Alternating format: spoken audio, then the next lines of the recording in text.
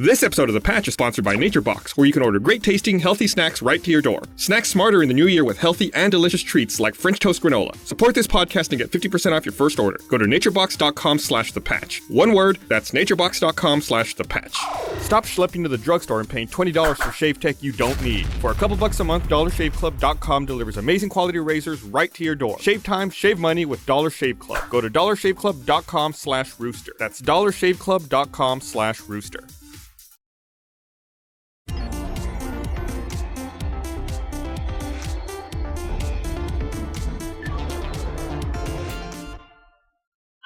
Hey, everyone. it's The Patch. Welcome to The Patch, where we delve into the mysteries of the video game universe and why there's screen burn-in on that monitor over there. This week's It's a episode mouse. of The Don't Patch worry, it's a mouse. is brought to you, starring Gus. Ryan. Bernie. Well, Wait. it was supposed to be Bernie, but Ashley. Yeah, there you go. And Gus. Well, There you go. Start sands the of timer. time have begun. look at that. You got a lot of shit for forgetting that. I know. I get shit for doing it and shit for not doing it. It's a no-win scenario. That's because you're on the internet. I know. That's right. So this week, bunch of topics, bunch of very controversial hot-button topics. Some sad. Some sad. So I think, obviously the big one that happened this week, just happened the other day, was the shuttering of Irrational Game Studio. Wait, so is the studio shutting down, or is it just reducing to 15 people? Sort of shutting down, but it's actually reducing to 15 people, but it's essentially shutting down because they're offloading all of their people and their games. Yeah. All the IPs moving on. Yeah, it's basically like Ken Levine said, hey, I want a new studio, I want to do this whole new thing, but instead of leaving and starting a new thing with 15 dudes, he just laid everyone off. Yeah. No, in the nicest way possible. In the nicest way possible. Like everyone still has, access to the studio and they can put their portfolios together, and Irrational and 2K and Take-Two are all facilitating recruitment and they're doing all this stuff. So that's nice. It doesn't mean they didn't all just lose their jobs though. Yeah, niceness doesn't pay the rent. It's always weird, though. It's strange that they would let the name recognition of that go away. Irrational Games is falling off, or the map, essentially, with this move, sort of.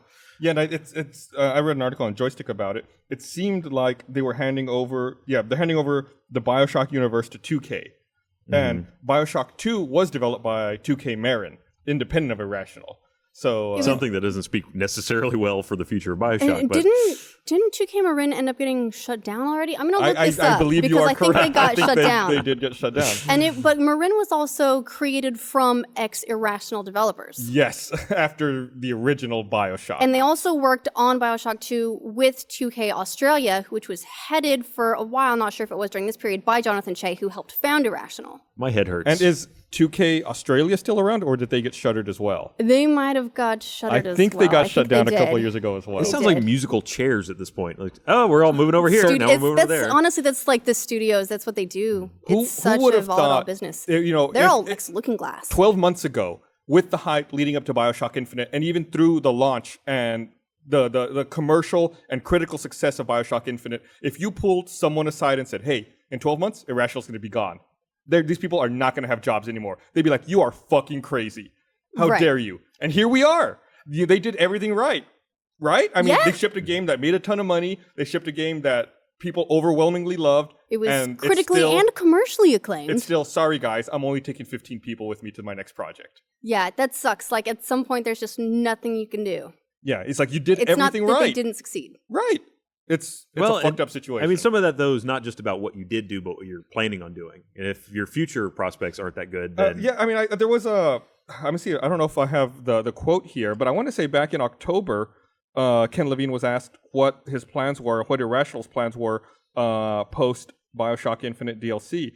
And he had said at the time, I don't have the quote here in front of me, he had said at the time that he had not looked beyond finishing the BioShock Infinite DLC. And now we know why. Yeah. I mean... And I still think they probably have a lot of room they should probably play with for that DLC window, too. I mean, I don't know much more they've got planned after the Burial at Sea, but I don't know that they've really gotten their money's worth out of season passes yet. I don't think they have any DLC planned after I think this is it. Yeah. It's pretty weak for a season pass. Not necessarily. Look at it this way. You can buy each of the Burial at Sea episodes standalone for $15. They're $15 each. So that's $30 total, plus whatever that Clash in the Clouds shit was.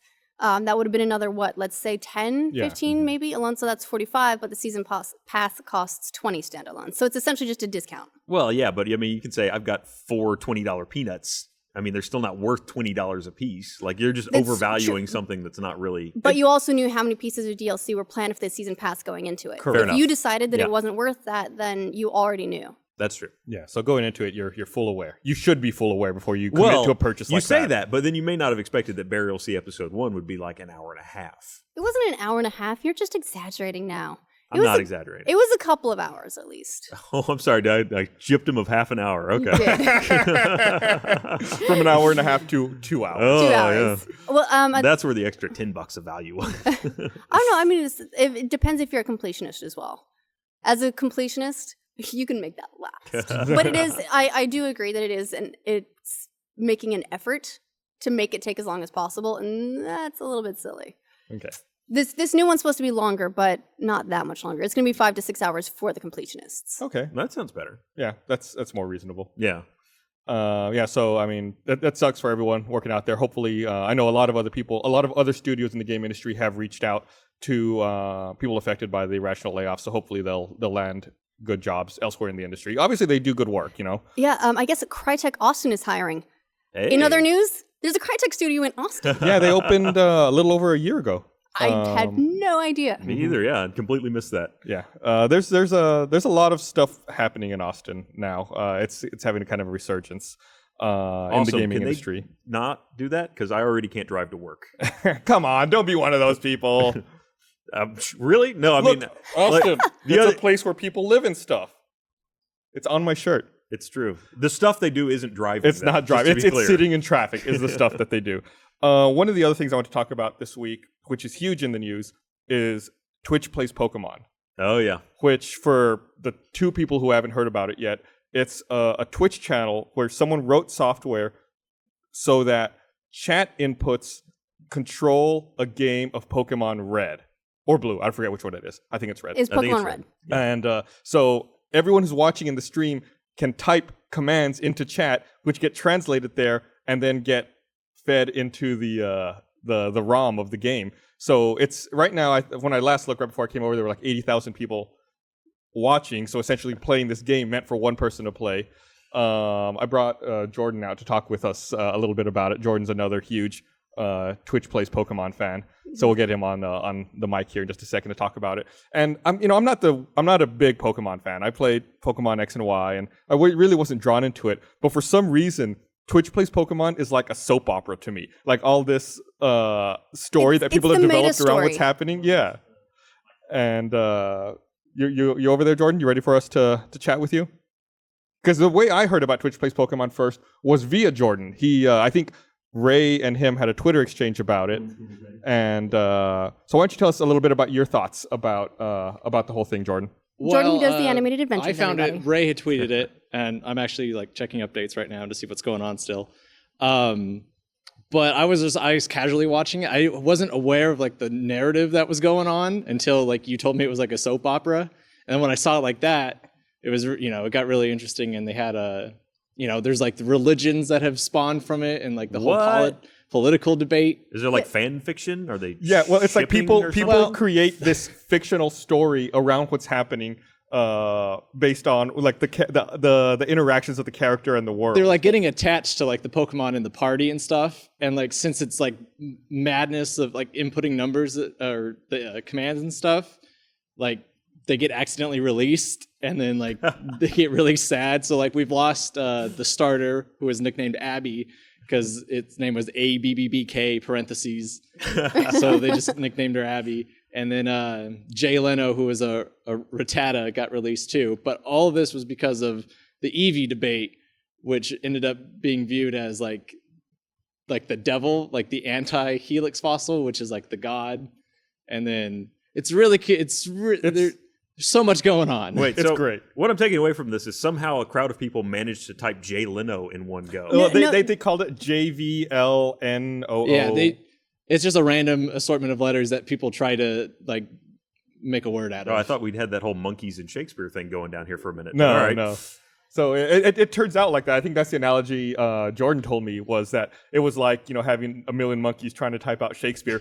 And it's really frustrating because you get to points where you're watching the character do something that should just take seconds, and they'll be stuck there for hours. Exactly. Right now they're trying to teach a Pokemon a move using a TM, and they can't open the menu and get to the correct. Well, they got stuck in Team Rocket's hideout too, didn't they? How long were they stuck there? It was about a day. It ended up, the guy who runs it ended up taking the stream down and implementing a system where you can vote for what's called democracy, which is everyone will vote for a move, and then that move will be inputted, and then you can vote for anarchy, which is the traditional classic way. So basically, we're learning about forms of government on Twitch. Yeah. Yeah, it's like And how religions are formed. The best part about the anarchy Helix. democracy voting is there's a meter, and you can watch where the voting is and watch it swing between anarchy and democracy. And you have to get a 75% vote for one or the other in order for it to change. So as people get stuck and frustrated, people will start to try to vote for democracy to like streamline it. Okay, so once there's democracy, do they hold elections? Like, how do they decide the leaders who are going to input? Every 10 seconds, the move that has received the most votes gets input into the game. So how long before we see this meter on Fox? The call-in vote. I mean, are we going to implement this like with our government? This could we? work. This could work. This is in fact governing by the masses. Make sure you go to your voting booth every day to input the moves you think that the government should take before the end of the day. Or anarchy. Or anarchy.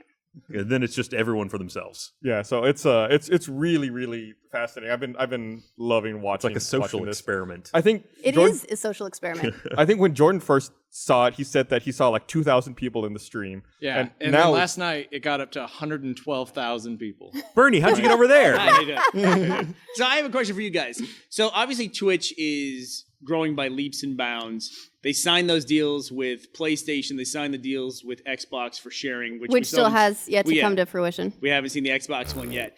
But is this like one of those moments where Twitch now becomes cemented in the gaming culture? Like, these are the kinds of things that happen that you can't put a price on. You can't engineer this kind of thing. It just has to happen organically. Yeah, what this makes me think of is early in the YouTube days, YouTube had not fully achieved, the cultural relevance that it has now. I think the big video that got them started was Lazy Sunday, the first SNL digital short, because someone uploaded that to YouTube, and then everyone started sharing it, and that's how YouTube became cemented in people's minds. It wasn't even an official upload. It was also Janet Jackson's it was a rip. nipple, but sure, all right. Well, YouTube is pretty much started as just reposting of copyright stuff, which is one of the things that makes the whole copyright strike thing that's been happening recently that much more amusing. Yeah, sort of. You have to laugh to keep from crying. But yeah, I definitely think that this Twitch Plays Pokemon is the kind of thing that raises their visibility. I mean, I saw a fucking article on the front page of CNN.com about this. Linking to it and talking about it. And people who typically get their news like that is not necessarily a core Twitch audience. Do you think that's the kind of people? Do you think people seeing that on CNN though would then go to Twitch? But they're check that out. Now they're aware of it. Because they could navigate around and see other things. That may appeal to them. I can see how that would be newsworthy, but I still don't know there's a lot of crossover audience there between CNN and people that want to watch gaming. There are people there who will. I'm not saying everyone. Yeah, it'll be a very CNN. Small slice of the Venn diagram. But when the Venn diagram's a huge number, a small slice is still significant. That's true. So I think it's huge. I think honestly, my takeaway from this was not so much that, hey, look at this Twitch thing. It's that IRC still exists. That's how the commands are fed into it, right? It's all IRC based. I think you can either do the Twitch chat or an IRC server. All right. Well, I know you got an animated adventure to get back to, Jordan. No, I'm gonna go watch the stream some more. You're gonna go watch the stream some more? Yeah. All right. Thanks for joining us, man. Bernie suggests a Twitch Plays Flappy Bird. Well, there's the Flappy Bird MMO now. There's what? Have you not seen that? Yeah. FlapMMO.com. Oh, God. It is Flappy Bird How does recreated in a Flash game where you're in a server with like 200 other people going at the same time. So you see your bird and you see the ghosts of all the other birds currently going. Oh, there it is. We got it up on screen right now. Which, by the way, it resets every few minutes. So it's not the same series of tunnels every time. They look like bugs. They kind of do. At the bottom, it also shows you stats for like what the percentage of people are that have made it a certain distance. And if you get the furthest on that server, you get a little crown. Oh, really? Yeah, I got to keep one of those for like 12 seconds after it reset one How time. far did you go? I wasn't that far. It was like 12. Oh, man, I can totally get a crown. Yeah, I'm sure you could. Because it resets like every, I don't know how many minutes. And then just the first person to go the furthest will get that crown. Nice. I'm totally gonna play until I get a crown. Nope. Still not going to touch it. But that does look like more fun. Come on, Flappy Bird's really fun. Nope. Yeah. Well, here's the thing: is it seems like since Flappy Bird has left a power vacuum, as it were, you know what's coming to take its place is fucking threes. Threes.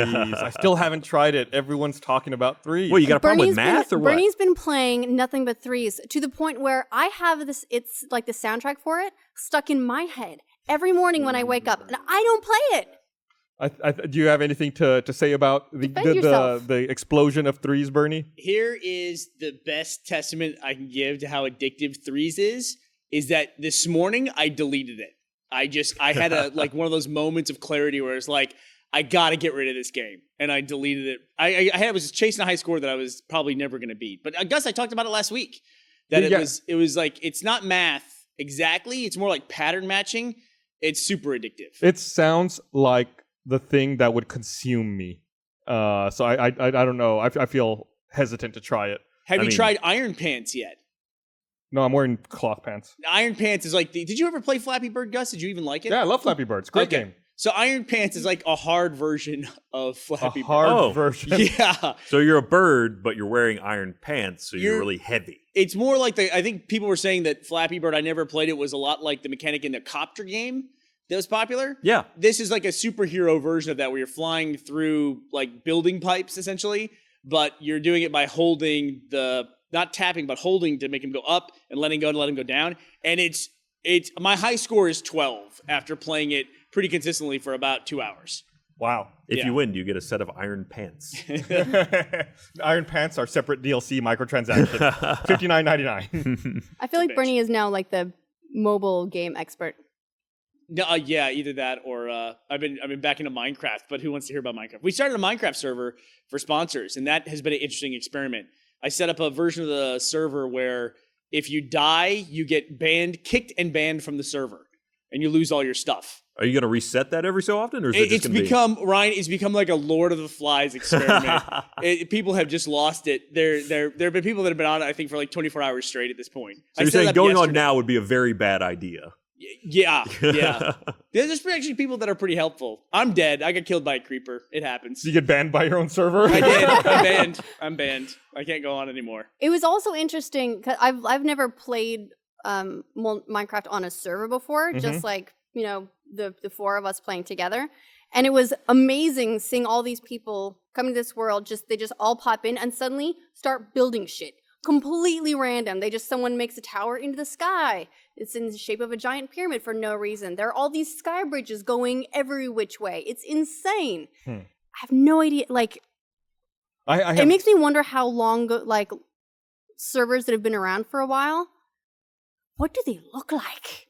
Bernie once told an interesting story about how when he first started playing Minecraft with his son, I'll let you get on there and talk about it, about their experiences getting onto servers for the first time that they had received from other people at first. I don't know if you're ready over there. Do you want to talk about it, Burns? Yeah. So I rented a server for us to play on, and I didn't know enough about the server commands when we first started our world to know how to reset it. So we just played on the world for probably a month or two. And then we slowly, as we ventured out, as we were building things, we started to find other abandoned settlements by people who had rented the server before us. So then it was crazy because it was like finding like ruins from other civilizations. It was fun. It was one of the most unique gameplay experiences I've ever had. Yeah, that sounds, like you said, I mean, I picture it just like that, where you find these ruins, you're like, what were they thinking? Like, what was the purpose of this machine? All of a sudden, you're playing Tomb Raider, and you just didn't even realize it. It sounds very Indiana Jones. I like it. Yeah. Do they have fedoras? You have to hope that they trapped everything.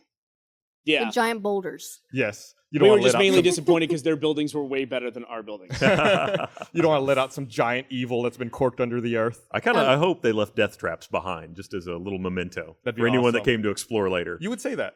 I suggested Bernie set up a whole bunch of trapped chests. Already did it.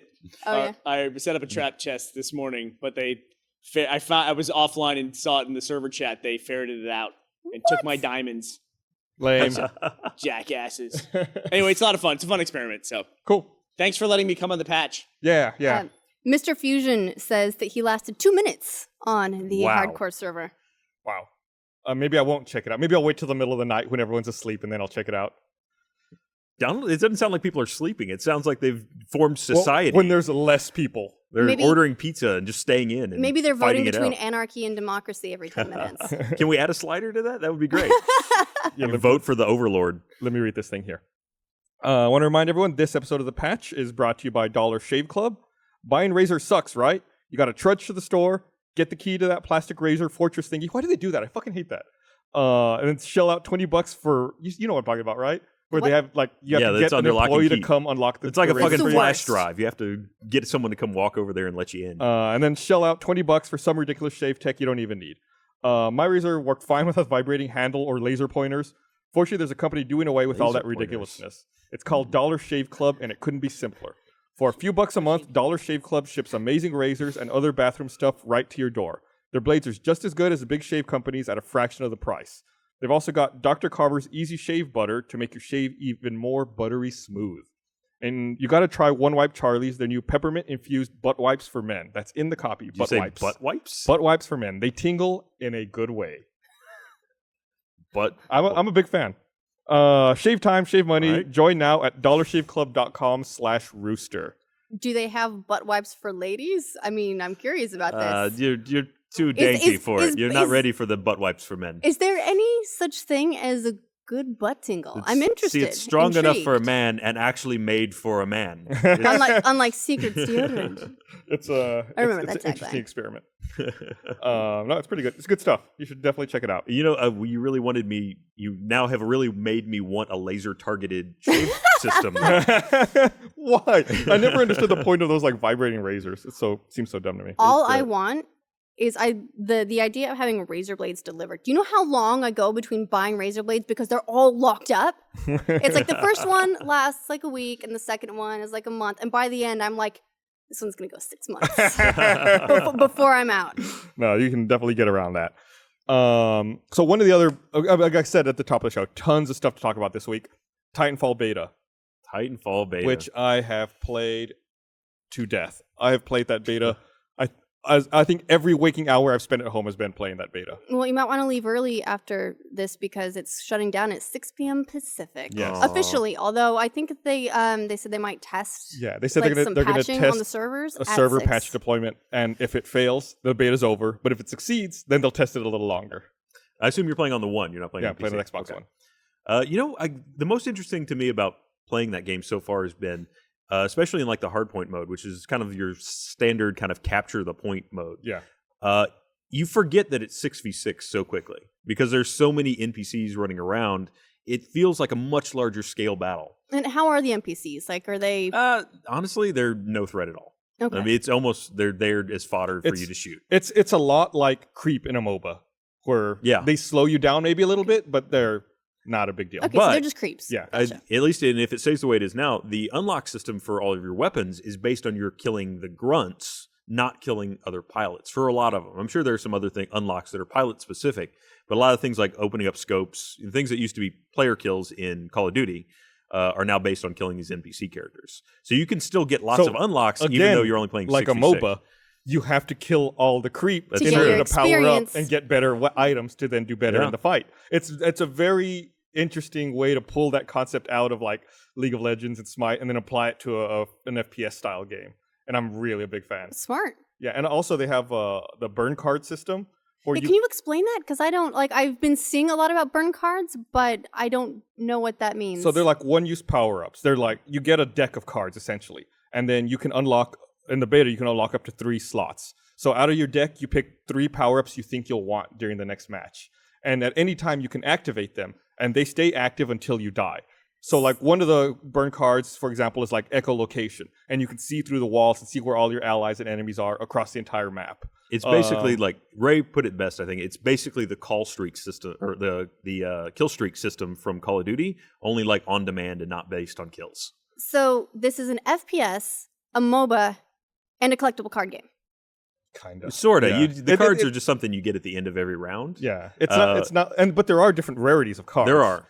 Yeah, and but you cannot, at least in the beta, you can't acquire them via microtransaction. It's just you just have to I don't kill think you could and trade do them, stuff. or Yeah. you just had them. There's a max number you can carry, so you have to discard them. Well, periodically it if you've got too incents many. you. It gives you incentive to constantly be using them. Yeah, which that's is true. great. It's not like, oh, I've got to hold on to this card because it's going to be forever until I get another Yeah, I was one. totally hoarding them when I first started because I just like, oh, I might need this. I don't know when I'm going to need this. Yeah. It's still hard for me to do that though.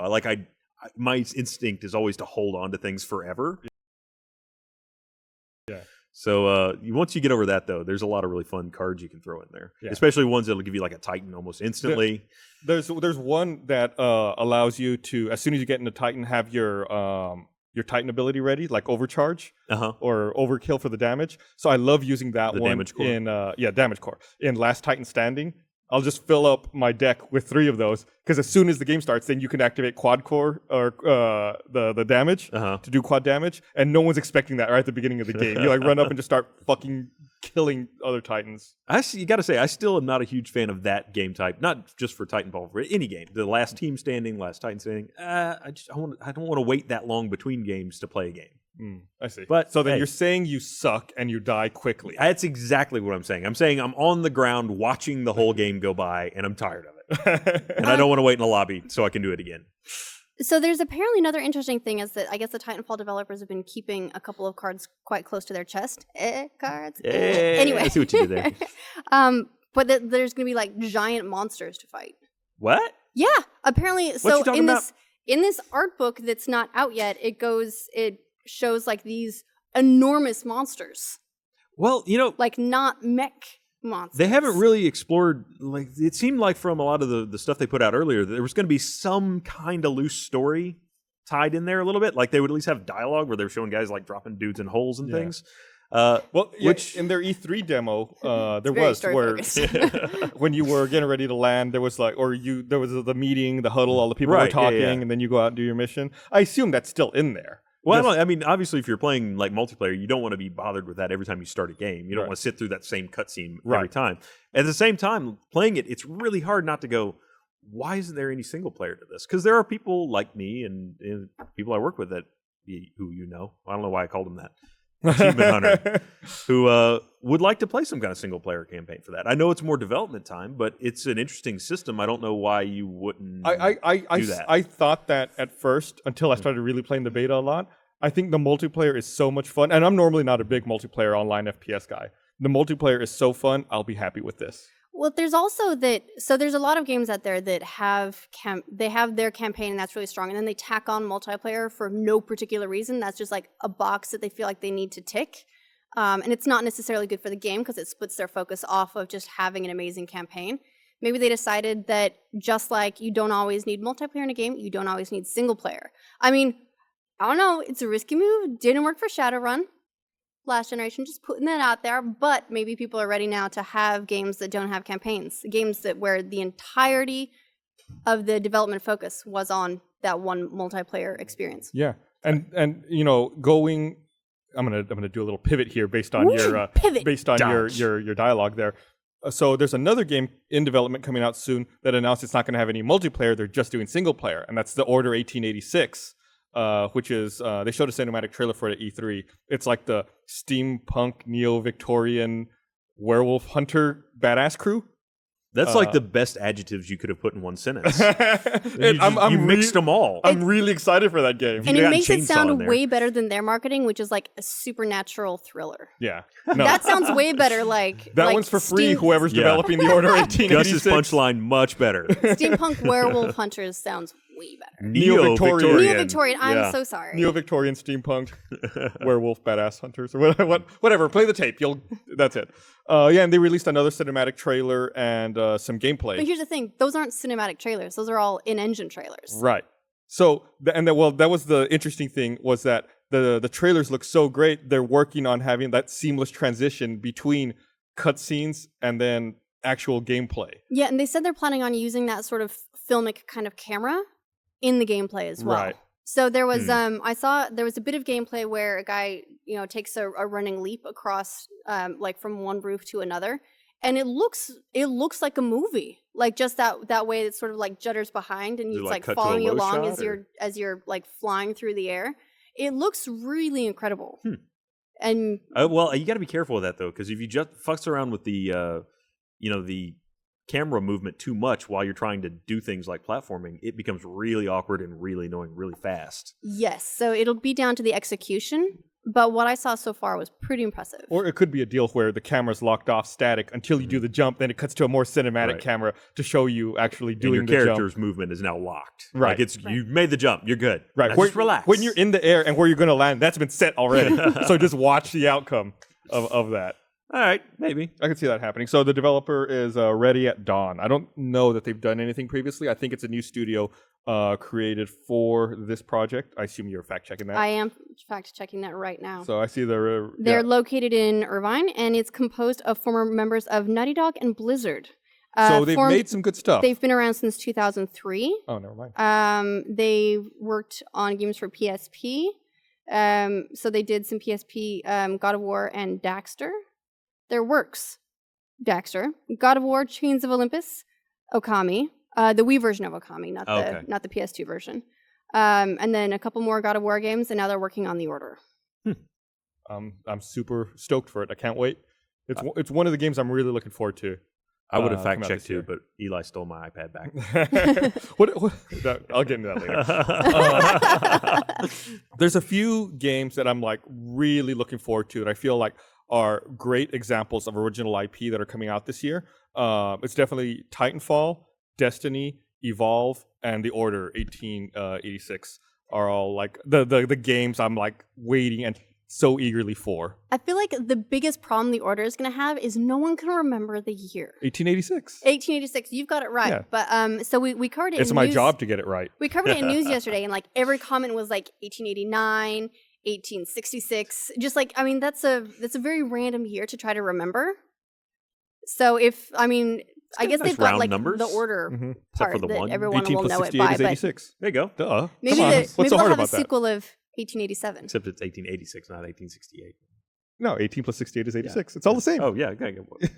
Math. This is why I don't want to play. This is why I don't want to be playing threes. This is my life. It's the prison. So they could take math and they could mix it up somehow with checking people's documentation. That would just be the end of your life. Speaking of which, did you read my mind? I saw the segue coming. What's that? There was a Civilization 5.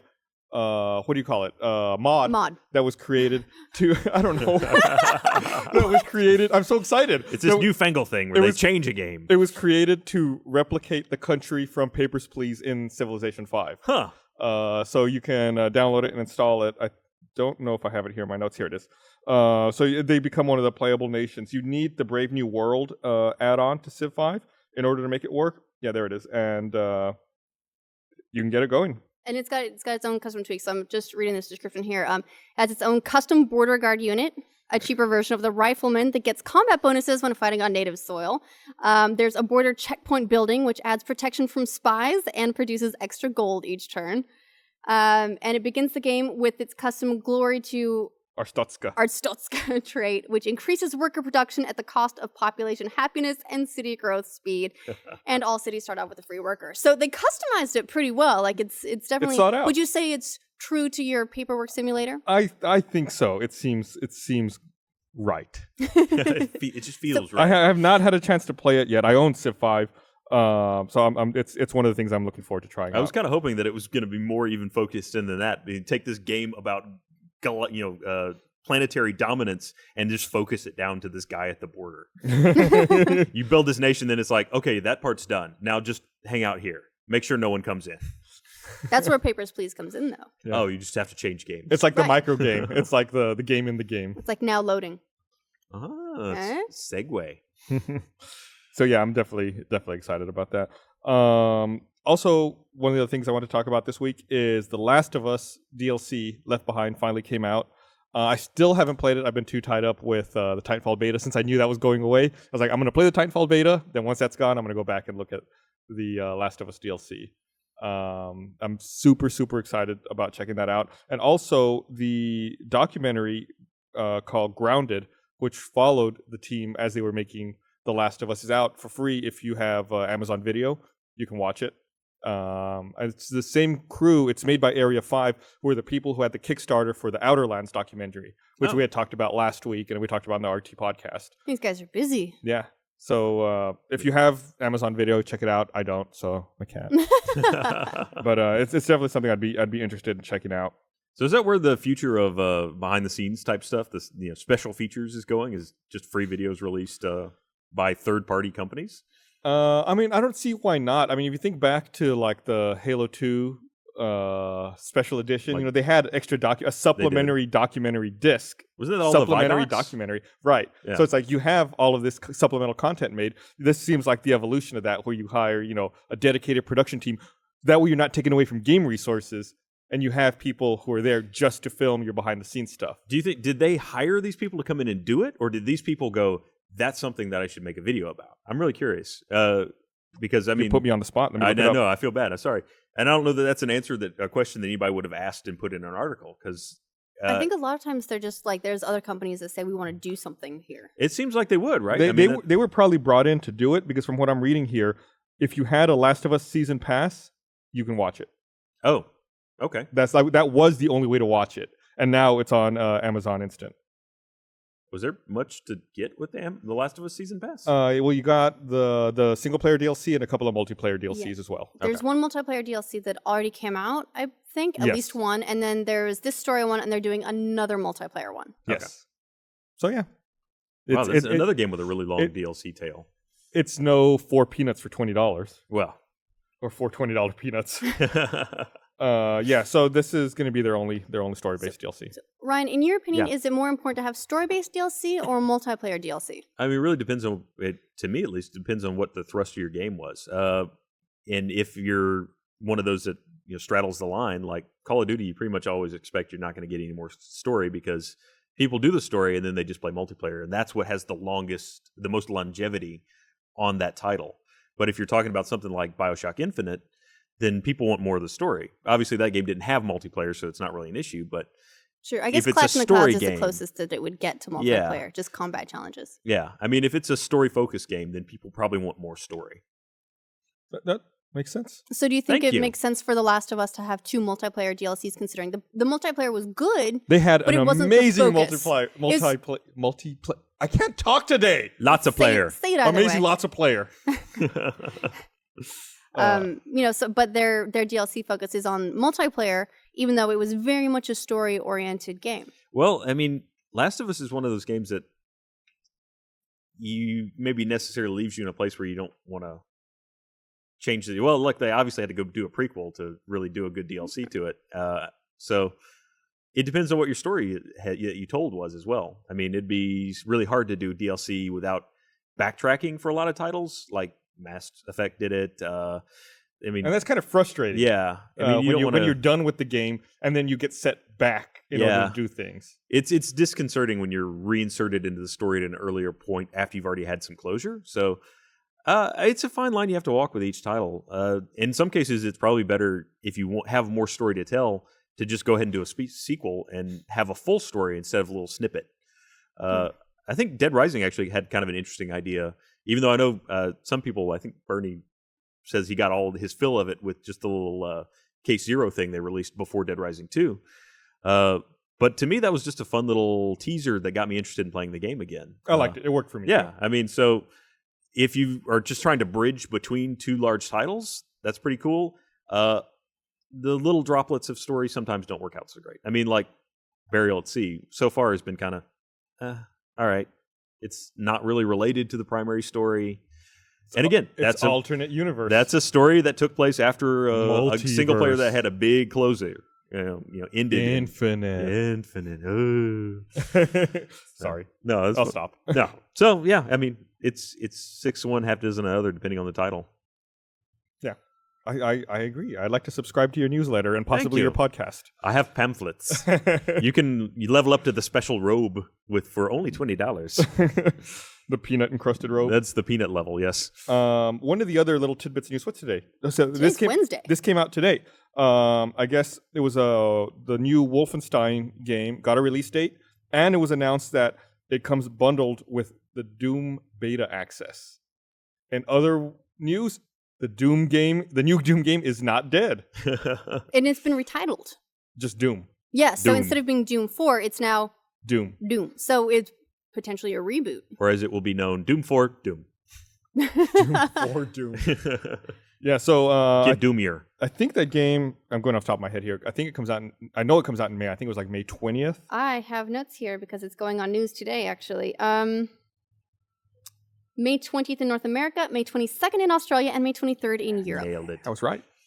Yeah, so I'm excited about the game. I love the old Wolfenstein Are you excited games. about the game? Okay, Yeah. Wolfenstein. Have Yeah. you seen the trailer for that? Yeah, they released a new trailer today to coincide with the announcement. It's very over the top. Oh, yeah. It's pretty over the top. I love the very beginning. And where it they're- seems towards the end is like very influenced by Inglourious Bastards, it seems. What was the he was chasing a general death's head? It's like everything's like super crazy over the top. It's Wolfenstein. It is. I mean, it's pretty much Wolfenstein takes place in a very specific era. So it's like you're going to tell sort of a story of this zone. You know, every game is like, all right, we're in the same era again. So you could call it kind of a reboot because it's probably This addressing- one's No, set like in the not 60s Wolfenstein. though. Oh, wait. which one? Wolfenstein's not the reboot. Doom is. Yeah, And that's, no, but I and mean, that's only Wolfenstein theoretically. is It's always a reboot. because it's going to be the same time period. Like they're not going to go, Gotcha. now it's Wolfenstein in space Nazis. Maybe. I don't know. What was that? If you would like to talk to me about licensing the space Nazis, It was like that. There's that movie Iron Sky. Yeah, that's what That's it was. true. Yeah, where that it was was a space great Nazis. space Nazi movie. that was when they went to the moon. They, went right? to- they were all on the dark side of the moon the entire time. That's where Nazis go to hide. It's like roaches. You turn on the lights and they scatter. Also Transformers, apparently. Dark of the Moon, very popular for Transformers. They were and neighbors. Nazis. That's right next door. Suddenly things make sense. Ah. Here, let me read But- this. oh, yeah. Oh no, you go ahead. You're still talking about Well, Wolfenstein? I was going to say Doom. I mean, at this point, I wonder if Doom is going to be just another. I mean, Doom has always been, or at least 3 was basically just an engine test, right? I mean, Right. the Doom engine was showed off with a little bit of no light and no flashlight, and then other people bought the engine and made real games with it. Like, Yeah, it it's was al- all right. But It's it wasn't- always seemed like a tech demo in order to sell the Exactly. engine. I always thought that's what the Unreal games were. Right. yeah. They were Very largely similar. tech demos. Which we haven't even seen an Unreal Tournament game in a long time. So Yeah. maybe they gave up. They're like, people know that they want the engine. Yeah. Like, it'll be great. Just come back next year. We'll have some special things. Well, Unreal's definitely grown in popularity as an engine, and it's huge. It powers so many games. Maybe you're right. Maybe they don't Maybe they don't need it anymore. They don't need that marketing expense. I think their licensing was much easier to navigate than ID's was. Mm. Plus, they had a more powerful engine. Do you call it ID or do you call it id? I always call it id. I like the Id. ego and the id. Yeah. Either. Because it's all lowercase. It is. And that makes me go, is the id? I go with id. Okay. Well, what's the right answer? It's id Okay. because I say it. Yeah. Oh, well, as That- long as we have definitive. justification. All right, I'm going to read this The thing. Gus's agree. I want to remind everyone this episode of The Patch is also brought to you by NatureBox. Curbing your appetite doesn't get any easier just because you went on a diet. When 3 p.m. hunger pangs hit, you can tough it out and get cranky and lightheaded, or you can hit the vending machine and pack on the pounds. But now there's a third option. Snack smarter in 2014 with NatureBox. Sign up to NatureBox for great tasting, healthy snacks sent right to your door. And of course, we're not talking about rabbit food. We have things like French toast granola, salted caramel, pretzel pops, dark cocoa almonds, and more designed to leave you full and healthy. Check it out now at naturebox.com. They've got 0 trans fats, 0 high fructose corn syrup, nothing artificial. It ships for free, just like nature does. Right now, try your first order of NatureBox at 50% off. Delivered by going to- squirrels. Try your first order of NatureBox at 50% off by going to naturebox.com/thepatch. One word. That's naturebox.com/thepatch. You see it on the screen there. Stop the vending machine madness. Snack smarter in 2014. Get a handle on your health and your hunger. Go to naturebox.com/thepatch. The hawk just swoops down out of the sky and drops it on your doorstep. Drops right? it. It's like it's also how you Delicious goodness. It's like how you get babies, right? No, that's storks. Don't be stupid. Well, of course. There's a ton of different I things know. you I can choose from. wish hawks delivered babies. That would be Well, it cool. depends on how badass your baby is. My second baby, totally a hawk delivery. Sorry, Eli. No. What delivered Eli? A tank. Interesting. He rolled up in style. What can I say? So, Iron Galaxy, who developed Dive Kick, announced that there's going to be a new enhanced version of Dive Kick coming out soon. Super dive kick. Did you hear what it's called? Dive kick crouch. Dive Kick the Edition, which is, I think, an awesome name for an updated version of a game. This one's coming to PS4 and Xbox One. What can you add to a game like Dive Kick that's already so perfect? So I'm glad you asked. I have it right in front of me. Oh, Dive Kick Edition. adds blind select for ranked matches, introduces optional D-pad input for menus in addition to the game's traditional 2-button setup. Every character in the game has also seen an array of stat adjustments ranging from slight speed tweaks to major overhauls. No! So, I don't know if you ever played Baz. Baz has changed so significantly, he's been rechristened as New Baz. So is they going to have a big campaign to bring back old Baz Classic? He might still be in the game as well. I don't know. But Dive Kick Edition is also coming to PS3, Vita, Steam. And it's a free update for people who already own the original Dive Kick. Oh, nice. Yeah. Which is awesome. I mean, like FTL did that, or they're going to do that when Advanced Edition comes out soon. There's some new news about the Advanced Edition, wasn't there? Yes, I didn't put it in my list though, Let me look but it up. they fully explained one of the new races and some of the new technologies you can get on the ship. I'm going to vamp a little bit while you look that up. I believe one of them was a cloning lab where you can clone crew members. And well, that seems like a much more efficient way to do it than to hire them. All right. Plus, you don't have to pay healthcare. That's true. Yep, they've got a clone bay. It's an alternative to the med bay. Don't worry about healing them. Just let them die. We'll grow a new one. You've got hacking. So you can, let's see, at the cost of a drone part, the system allows you to launch a hacking drone that attaches to a chosen system on the enemy vessel. As a passive effect, that system's doors will be blocked, delaying enemy crew, and you'll be granted detailed vision of that system. You'll also be able to initiate a hacking pulse, which affects each system slightly differently. Hacking pulse. Mind control, awesome. a backup battery, This is like a brain hacking pulse. miscellaneous editions, hull repairs, it looks like. Hull repairs. Yeah, for your ship. Sometimes you get holes. Isn't that what Dr. Luigi used to do? Sorry, that's a reference. Oh God! Do not. Wait, what? No, do not engage. Oh, no, the Google image search Yeah. Dr. Luigi is slightly Don't different. do that. No. Sorry. You're evil. You're turning red. You're so pleased with yourself. My bad. But they Don't look still that up. I feel like there's still no release date for FTL Advanced Edition. They just, I think all they've been saying is coming soon or coming this spring, I think. Whoa. I don't see With a changes date on like here these, yet. don't rush them. They've got to clone a few more people to finish off the game, and then FTL is still a game that I'll play casually. You know, I've been playing this game for so long, but still, like between other games, I'll be like, oh, maybe I'll play FTL for a little bit. And then you sit there and just get so fucking angry at the goddamn game. you guys have talked up so much, and I'm ready to play it, but I wanted to wait for the enhanced Oh, if you buy the edition. normal version, it's a free upgrade. You get Advanced Edition. Well, yeah, but I don't want to, Yeah. I want all the stuff. You got to know class. You got to be like, oh, back in my day, we didn't have this fancy clone bay. I'm I going to feel go like- neo-Victorian. I know, I feel like you might be able to appreciate the clone bay more once you've had to deal with the med bay for so long. Maybe. If you're just handed a clone bay, are you really going to appreciate it? Well, you could try handing me $1 million, and I'll see if I appreciate that. I'll share in your Good appreciation. things are always good. So, in other news, it was revealed that I guess there's going to be a Tales from the Borderland panel at South by Southwest. And Tales from the Borderland is the Telltale Games game being developed set in the Borderlands universe.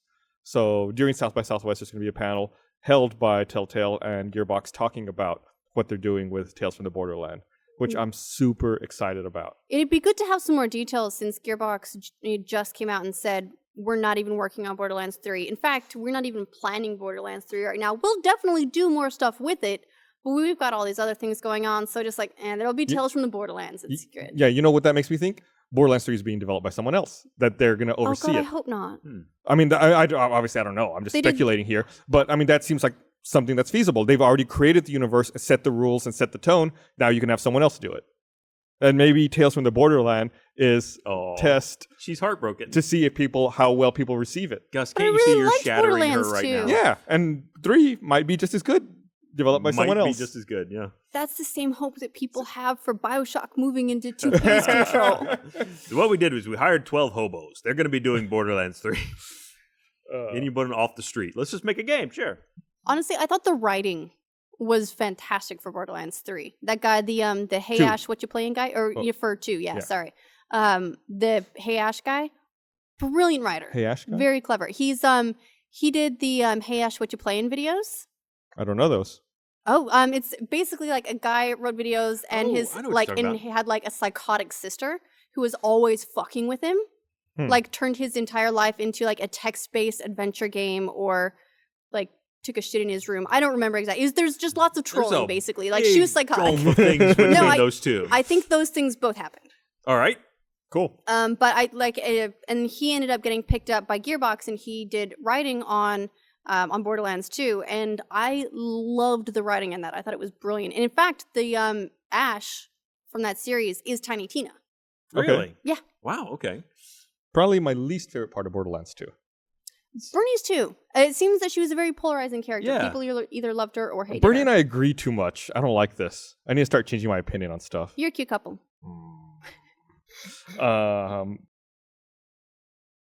Yeah. So, okay. So, I mean, that's just my speculation. We'll obviously find out more about Tales from the Borderlands in a couple of weeks when South by Southwest kicks off. Oh man, is that coming back? Every by? year. All right. You cannot kill it. I won't be You here that need week. neo-Victorian badasses to show up and kill it, put a stake through its heart. So plan your driving. Yeah. Yeah. Great. South by Southwest turns Austin, which is already a parking lot, into an even bigger parking lot. Good thing I'm coming in from Corpus Christi. Every day. Yeah, every day. 4 And back. hours each way. It is 4 hours to get here, but not from Corpus Christi. Sorry, folks. So we talked a little bit about Unreal, which is kind of related to Epic earlier. I should have made this jump. I guess Cliff Bleszinski has said that his next game he envisions being a PC game that's not distributed physically. Which is an interesting tie-in to this, too. Microsoft is also testing a lowered price point for digital delivery. Yes. Which is something that they needed to have done for a long time now, but I'm glad that they're finally getting on board with that. Yeah, I mean, if you're delivering digitally, you don't have to pay shipping or retailers. Manufacturer. And you can't resell it. Right. It seems Yeah. like that should be a lower price point to begin with. It does make a lot of sense. I think the reason that both platforms have strayed away from that is because at the moment, the brick and mortar stores have a lot of power because they can say, if you're going to just discount this shit, we're not going to sell it. Right. Because why would people come here if they're going to go there and get it cheaper? We're not going to sell your stuff then. Which is pretty much, I mean, around about time when Steam and PC digital delivery came about, the PC cabinet of any of the brick and mortar stores pretty much disappeared. It became one tiny shelf that they would put in the corner. And now it's just a bunch of cards. Pretty much, yeah. I mean, it just disappeared. Yeah. I don't know what I was going to say. Oh, I know what I was going to say. I remember now. So I'm going to test it tonight, because right now I think Microsoft's having a sale on Rise, Son of Rome. I think you get it for like $40 instead of $60. It's not a game I thought I was going to play, but I just got fiber installed in my house, and I want to test how fast the download is, and I want to see from the time I hit download how fast it goes for me to actually I'm be able just to play going it. to I'm look at so you jealous. longingly for a few moments here. Don't hate. It's only 300 megabits right now. I'm not hating. They're going to turn it up to gigabits. This isn't my hating face. This is my loving face. Oh, hey, what's up? We looked it up and I can't get fiber. That's too bad. Now Me either. Now I feel like a hobo. I feel like the technological leavings. Yeah, we're gonna. I'll test it out tonight. Maybe I'll record it. You're and like see the how people fast living it on goes. Elysium, and we're like the people on Earth from I that feel movie like- that I didn't watch. I feel like I just have a med bay and you have a clone bay. I know, right? You're the future. Yeah, it is the future. So the install took like 6 hours, What? and they had to like What bolt. do they have to do? They have to run the fiber from the pole to my house. So it's then, above ground. It's in the air. Yes. Then once it's run to the house, they install like a giant box outside the house that terminates the fiber and converts it to Ethernet. Then they have to run the Ethernet cable into the house to another box that's about this size. And then from there, your actual With internet. or without snacks. There's no snacks in that box, Okay. unfortunately. There's That a battery in box it. sucks. And then from there, it comes out Is and it feeds. crunchy?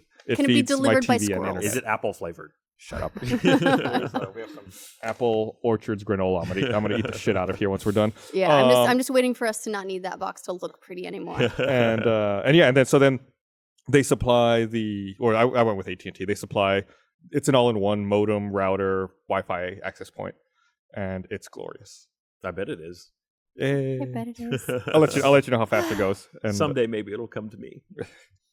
well, they're expanding. I think like where you all are, they'll be there pretty soon, and where you are, never. Yeah, me ever. Ever. In So- Corpus Christi. Super In Corpus Christi, yeah. super stoked to try that out. My ping in the Titanfall beta went from about 65 milliseconds to 20 milliseconds, and I did not lose a single match at Titanfall last night. I'm not saying it's because of the fiber, but I'm saying it didn't hurt. We had a term for you back in the day, the early days of Quake 1 video gaming, and that was a low ping bastard. Yes. You were an LPB. LPB, I remember that. So I'm definitely an LPB at this point.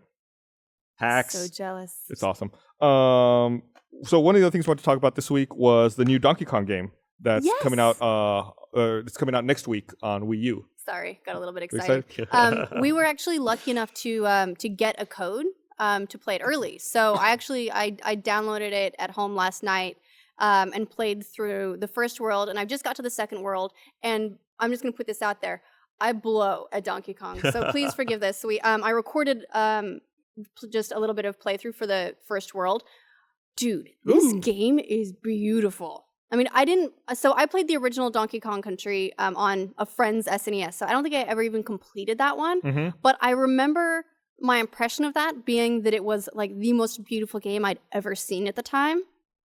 Yes. And it's still 2D, but it's got the same, like, just that. It's got a good gorgeous. color palette, like and a good art style for that kind of game. I don't even know you could really consider this truly 2D anymore. It's got kind of a parallax thing happening as you move around, too. Yeah, but I mean they had that in SNES with like the Mode 7 stuff. So and that was definitely 2D. Yeah. And with F-Zero, when you would like turn and the ship was like all parallax, and then Pilot Wings was no, Pilot Wings was 3D. Oh, Pilot Wings was? Yeah. I never played Pilot Wings 64. I flew around. I rented that from the store, and flew around for like a day. Still couldn't figure out what the game was about. Took it back. But so I didn't get into New Super Mario Brothers as much as I had hoped to.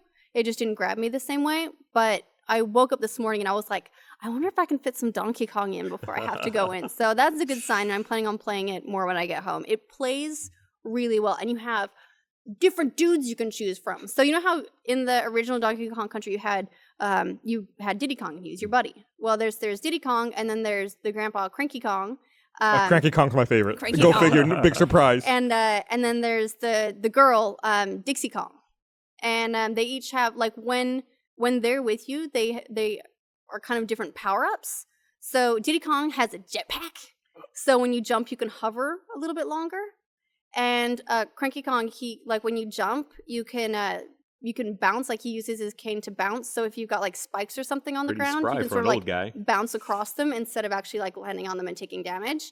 And then Dixie Kong, she's got like a helicopter ponytail, and so she sort of has when you jump with her, it's got a bit of a hover and it goes in sort of like an S shape. It's a lot of fun. Have you ever attempted to use your hair for levitation?